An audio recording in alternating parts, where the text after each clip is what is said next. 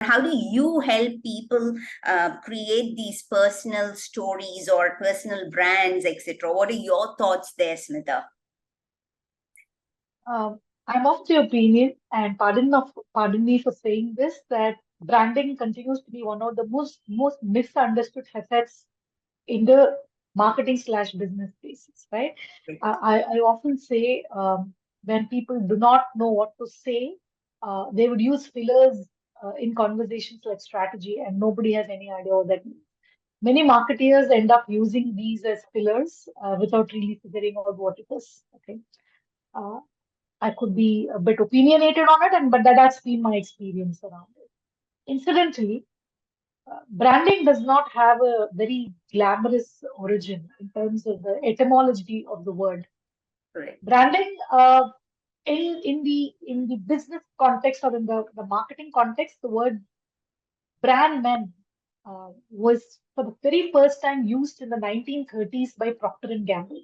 So when the CEO of Procter and Gamble wrote out a letter to his marketing team, he said, I think there is a huge opportunity for us to create certain responsibilities around promotion and communication uh, with some of these people, and let's call them the brand man, right? That was the origin in business. In terms of the etymology of the word brand, it comes from an old Norse word which means to burn. That's Burn. what the meaning of the word, yes, to burn. Because that was the only way uh, in olden times I could identify which was my cattle from my neighbor's cattle, is to go brand the animal with a hot insignia, which means that this cattle belongs to me. So branding basically means to burn. Okay, this is how the word came in. Wow. Now, over a period of time, we realized the amount of equity a brand is capable of bringing into its stakeholders. Okay, which is whether it's a customer, I know when I see a brand, I can be very confident about the quality of the decision that I'm making in terms of my conversation, my transaction.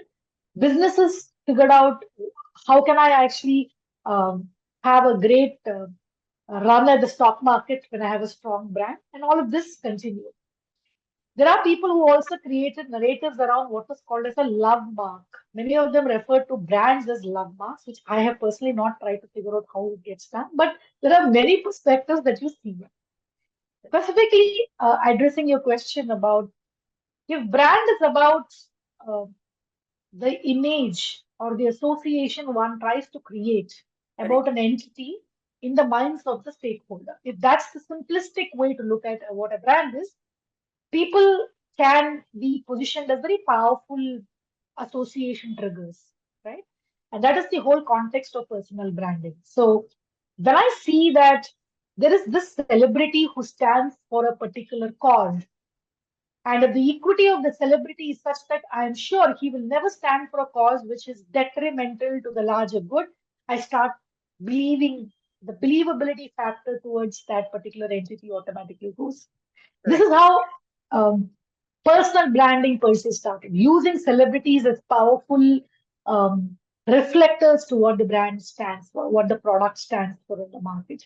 But today you realize that personal branding has taken a very different, sort of a scope and a scale, right?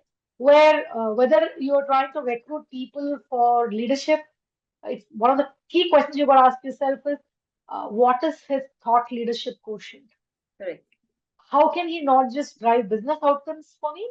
How can he manage to inspire the industry with fresher perspectives? Correct. So I think the central theme to creating personal brand is to stand for something very inspirational that a lot of followers look up to you with aspiration. Mm. Correct.